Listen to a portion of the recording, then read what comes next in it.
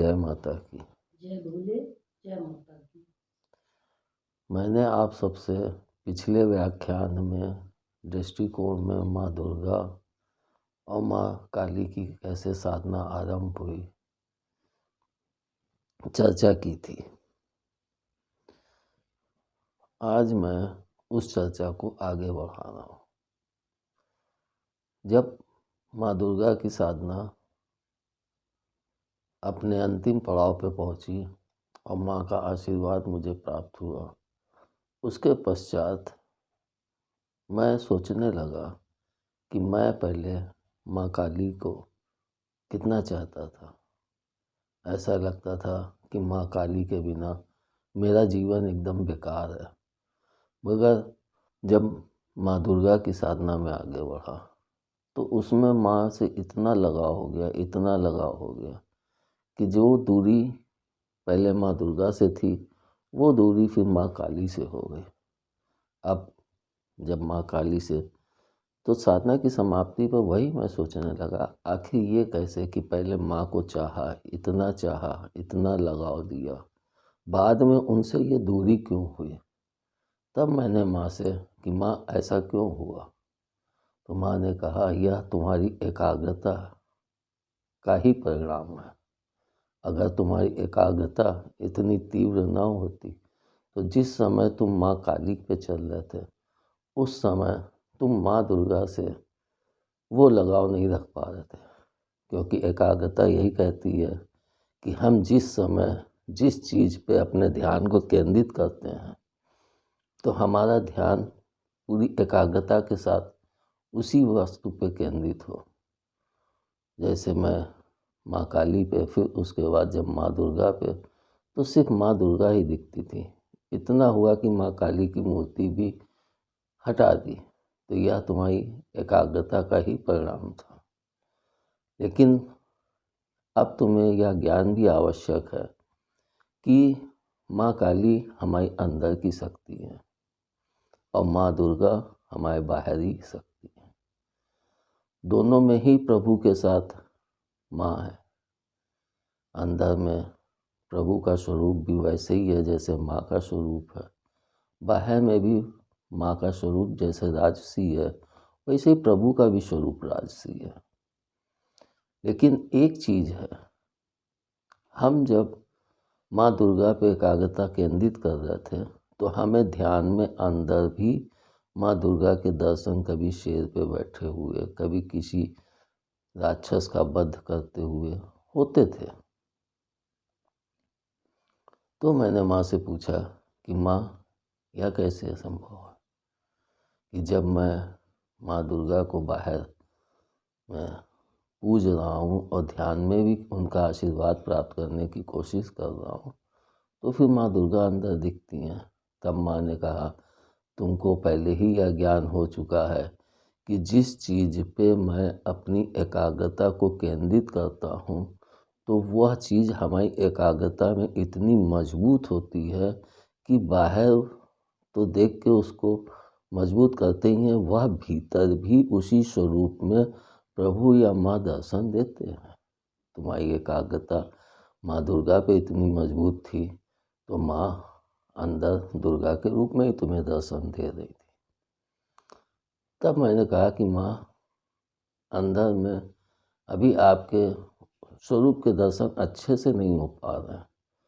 तो माँ बोली अभी उसके लिए तुम्हें और ऊंचाइयों को प्राप्त करना है।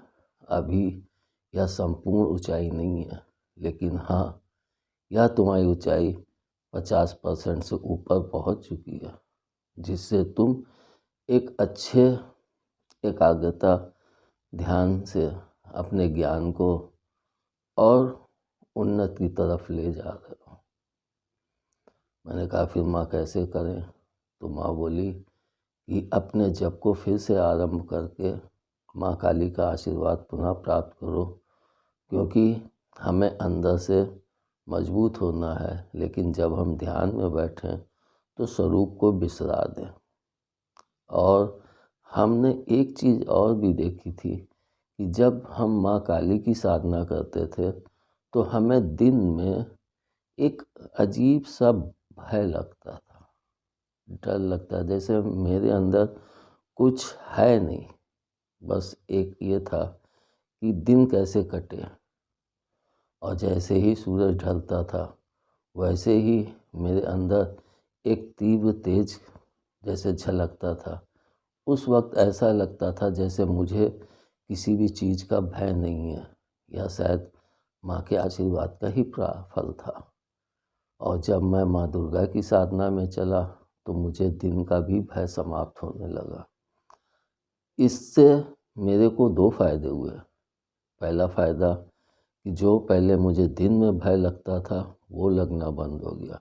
तो मेरे लिए दिन और रात्रि दोनों समान हो गए, क्योंकि माँ के दोनों स्वरूपों की शक्ति का आशीर्वाद माँ ने मुझे दिया। दूसरा फ़ायदा ये था कि मैं दोनों माँ में जो भेद करने लगा था, तो मैंने सोचा माँ का तो स्वरूप एक है, और जब उनका स्वरूप एक है तो मैं माँ दुर्गा और माँ काली में क्यों भटकूं। तो मैं सिर्फ माँ में ही ना चलूं। उस जगह से मैंने सिर्फ माँ का उच्चारण किया, तभी मेरे उच्चारण में माँ जय माता की यही निकलता है। लेकिन जब कुछ वर्णन करना होता है तब माँ दुर्गा माँ काली निकलता है। हम लोग माँ पे तो इतना विश्वास करते हैं, लेकिन जो माँ हमें जन्म देती है उस माँ पे हम वो विश्वास नहीं कर पाते हैं। उस माँ को हम वो आदर भाव नहीं दे पाते हैं, जबकि हमको अपने एकाग्रता का पहला चरण वहीं से आरंभ होता है। ऐसा भी कहा गया है कि माँ मेरी प्रथम गुरु होती है, और जब माँ से ही मुझे प्रथम ज्ञान प्राप्त होता है, और हम उसी माँ को, उस गुरु को, मैं तो कहता हूँ वो महागुरु है, क्योंकि जन्म के पहले जो प्रभु ने ज्ञान दिया वो तो दिया, लेकिन जन्म के बाद पहला ज्ञान तो माँ देती है, और हम उस माँ को ही ठोकर खाने के लिए मजबूर करते हैं। हमारे सामने तो हमारे माता पिता परम पिता और परम माँ के स्वरूप में विराजित हैं। हम उनको वह सुख, वह प्यार, वह आदर सम्मान क्यों नहीं दे पाते हैं।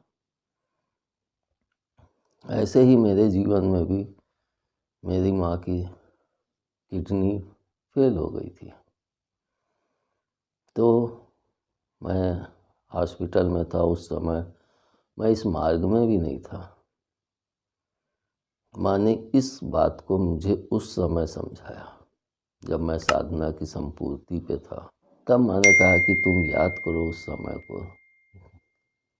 तब मैंने उस क्षण को एकदम से मेरे आँखों के सामने से चलने लगा कि मेरी माँ की किडनी फेल हो गई थी। तो जब डायलिसिस के लिए ले जाते हैं तो वो सारे वस्त्र उतार देते हैं। तो डायलिसिस के लिए लेके गए, डायलिसिस शायद मशीन नहीं खाली थी, क्या था, तो वो बोले कि डायलिसिस जो नर्स थी वो आके बोली कि अभी समय लगेगा 2 घंटा, आप अपनी माँ को लेके जाइए।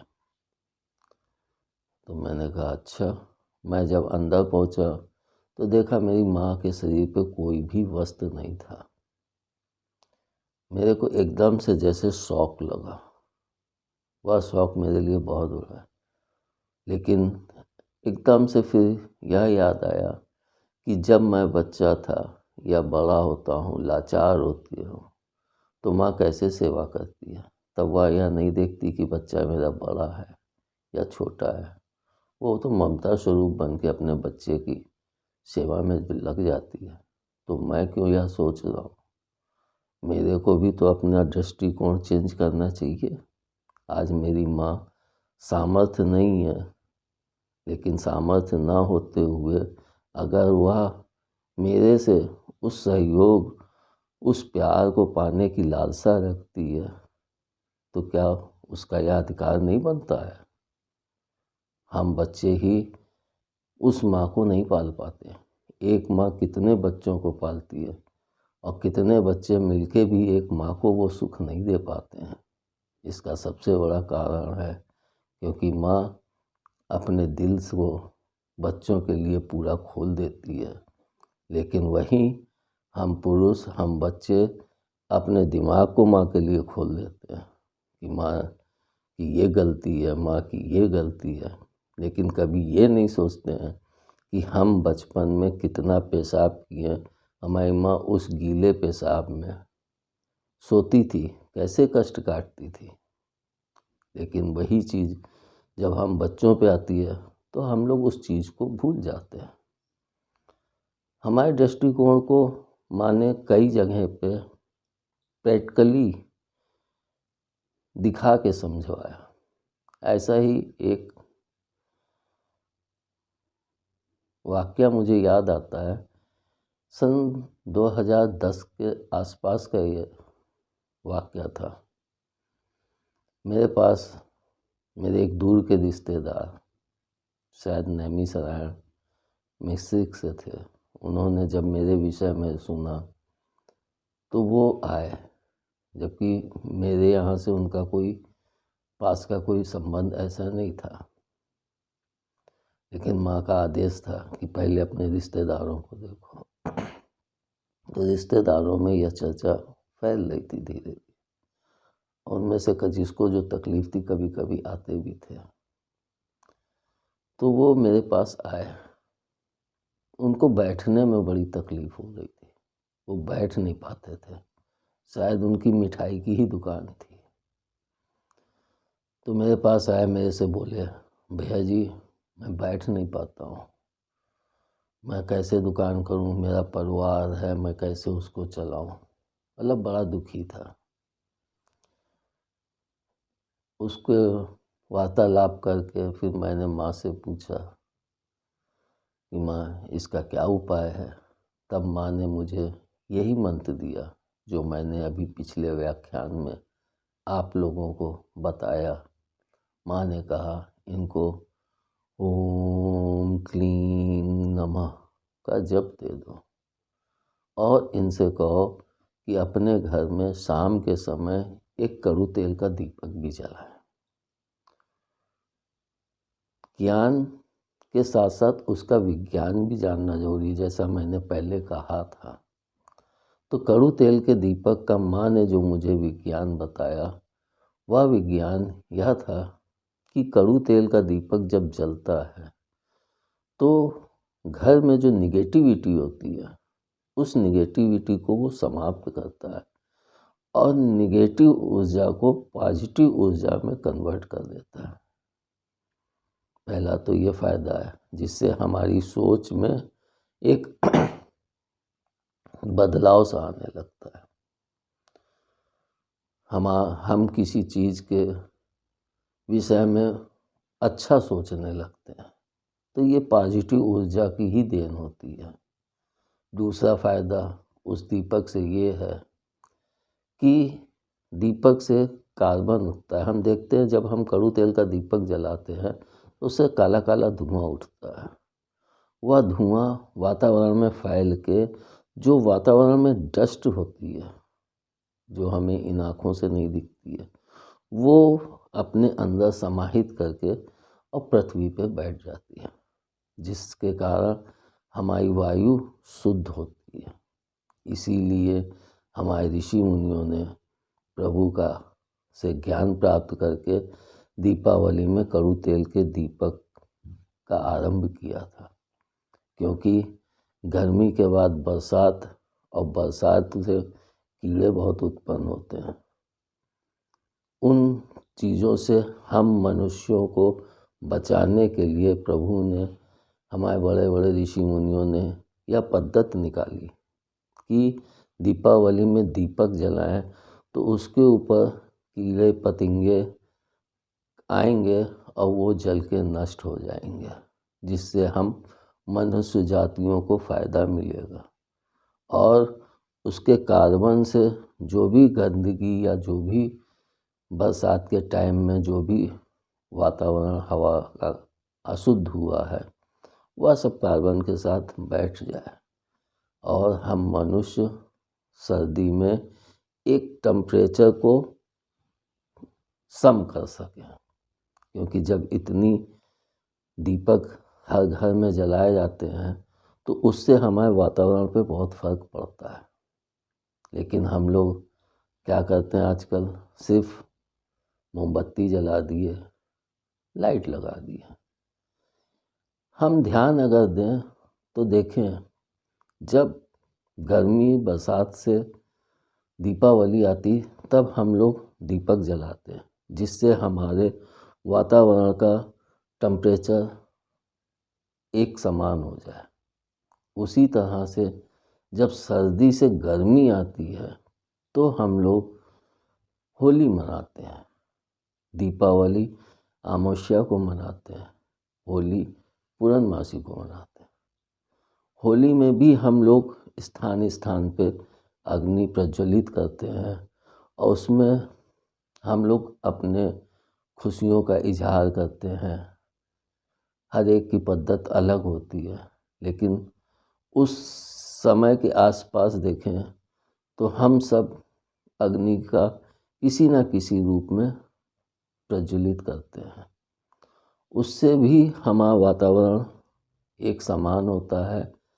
और जो हम लोग गुलाल उड़ाते हैं, वह गुलाल इतना गर्म होता है। हम लोग देखते हैं जब हम लोग गुलाल खेल के आते हैं तो सर में एक भारीपन होता है, नहाते हैं, नहा के बाद बड़ी तीव्र नींद आती है। इसका सबसे बड़ा कारण यही है कि हम लोगों के जो सर पे गुलाल पड़ा है उसकी गर्मी। और गुलाल उड़ाने का सबसे बड़ा कारण यही है कि मौसम सर्दी से जो गर्मी में परिवर्तित हो रहा है तो उसका इफ़ेक्ट मानव जाति पे इतना तीव्र ना पड़े जिससे मानव जाति की हानि हो। हमारे ऋषि मुनियों ने एक से एक खूबसूरत चीज़ों को हमारे धर्म से जोड़ दिया ताकि हम उससे अलग ना हो सके। मानव जाति एक डर, एक भय के कारण उसको बराबर अपनाती रहे, और उसमें कोई गलत भी नहीं है, क्योंकि वह सब हम मनुष्यों के लिए ही लाभदायक है। तो जब वह बच्चा को मैंने यह क्रिया बताई तब उसने जाके वह क्रिया आरंभ कर दी। महीने 2 महीने में जब भी वो कानपुर आता था तो वो हमसे मिलने जरूर आता था। ऐसे करते करते उसको 1 साल व्यतीत हो गया। उसने जप को किया, उसको आराम भी मिलना आरंभ हो गया था। 1 साल व्यतीत होने के पश्चात एक दिन वो हमारे पास आके बैठा। उस समय जो जिस रिश्ते से आता था, कोई मौसा जी, कोई भैया जी, कोई जीजा जी, जिस रिश्ते से भी कोई आता था तो वो उसी संबोधन से मेरे को संबोधित करने लगता था। जब बड़ी प्रसन्नता के साथ, भैया जी अब मैं बहुत ठीक हूँ, अब मेरे को कोई कष्ट नहीं है। जैसे ही उसने यह कहा कि अब मेरे को कोई कष्ट नहीं है, मैं बहुत सही हूँ, वैसे ही माँ की ध्वनि मेरे को सुनाई दी, इससे बोलो 5100 रुपये यहाँ पे चढ़ा है। मैंने उससे कहा कि 5100 रुपये माँ को आके उनके चरणों में अर्पित कर दो। वह बोला कि मैं नहीं चढ़ा सकता, मेरे पास इतना नहीं है। मैंने कहा तुमने MRI कराया, डॉक्टरों को इतनी फीस दी, सब कुछ किया, वहाँ पे तुमने कभी भी उनसे तर्क वितर्क नहीं किया। उन्होंने जो कहा देना तो दो, नहीं तो जाओ। तुमने दिया, लेकिन यहाँ जब माँ से वो आशीर्वाद मिला, तुम सही हुए, तो यहाँ पे तर्क वितर्क सबसे पहले हमारे आगे आता है। तब ये नहीं आता है कि हम माँ के चरणों में उन्हीं से प्राप्त हुआ, उन्हीं को कुछ अर्पित तो करूं। लेकिन व्यक्ति नहीं सोच पाता है। हम देखते हैं मंदिरों में जाते हैं, वहाँ जाते हैं, सुहाग का सामान चढ़ाना है, 251 रुपये की पिटारी बना दी है, दे दिए इतने से बड़े शीशे में। हम जाके मंदिर में चढ़ाया है, उसमें क्या वो पुजारी देखेगा या उसका परिवार देखेगा, माँ तो देखती नहीं है। वो तो इसी बहाने से अपने उन बच्चों का पेट पालती है जो उसकी सेवा में लगे हुए हैं। उसने कहा भैया जी मैं नहीं चाहा। मैंने कहा जैसा तू सोच, माँ जाने तू जान, मैं तो सिर्फ एक माध्यम मात्र हूँ। उसने यह बात मेरी ससुराल तक कह दी। जब ससुराल में यह बात पहुँची तो मेरे ससुर साहब और सासू माँ दोनों ने कहा कि मैं भैया के इस मार्ग में कोई भी अवरोध बनना नहीं चाहता, क्योंकि वो एक सच्चे मार्ग पे आगे बढ़ रहे हैं, उनको बढ़ने देना है। मैं उसमें कभी भी अव्यवधान नहीं उत्पन्न करूँगा। यह बात फिर मेरे बाद में जब ज्ञात हुई, तब मैं एक दिन बैठ के माँ से पूछने लगा, माँ ऐसा क्यों? आप तो जानती थी कि यह बच्चा अब की यह मांग नहीं पूरी कर सकता। बोले हाँ मैं जानती थी यह बच्चा इस मांग को नहीं पूरी कर पाएगा, मगर मुझे तुम्हारी साधना देखनी है। तुम्हारी साधना संपूर्णता प्राप्त करे, ना कि बीच मार्ग में ही ध्वस्त हो जाए। अगर ये बच्चा ठीक हो चुका है तो इसको जोड़े रखने से तुम्हें क्या लाभ है? सिर्फ भीड़ ही तो बढ़ेगी और वो 4, 6, 10 लोगों को और ले आएगा। उस भीड़ में तुम अपने आप उतर जाओगे और तुम्हारी साधना एक किनारे हो जाएगी। तब मुझे माँ की वह बात ध्यान आई कि माँ ने कहा था कि जब साधना में चलो तो हमारे पास भीड़ नहीं होनी चाहिए, धन नहीं होना चाहिए, मगर जब हमें ज्ञान मिलता है तो वह टिकाऊ तभी हो पाता है जब हमारे सामने वह प्रत्यक्ष कुछ ऐसा घटना उपलब्ध हो या कुछ भी ऐसी हो, तो वह ज्ञान हमारा एकदम मजबूत हो जाता है। और एकाग्रता का विज्ञान यही है। जब यह ज्ञान और विज्ञान दोनों की जानकारी हो गई तो वह जो संज्ञान है वह जीवन में कभी भी हमसे विस्मित नहीं होगा, क्योंकि वह संज्ञान इतनी मजबूती से जाके जुड़ेगा, क्योंकि ज्ञान और विज्ञान दोनों का अनुभव माँ ने मुझे कराया।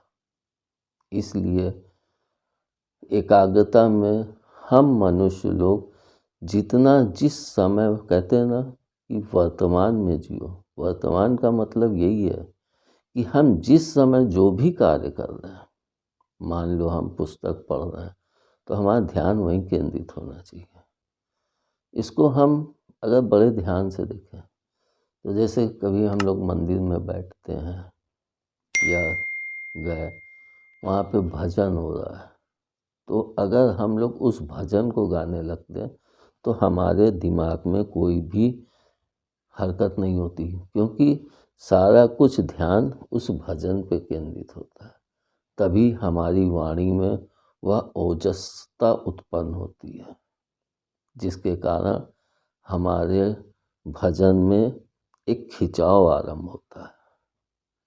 लेकिन वही अगर हम कुछ और सोचने लगे, तो जब हम कुछ और सोचते हैं तो हमारी वाणी में वो मधुरता नहीं आ पाती है, क्योंकि हम भजन तो गा रहे हैं, वो तो हमारे मुंह से चल रहा है, लेकिन दिमाग कहीं और लगा है।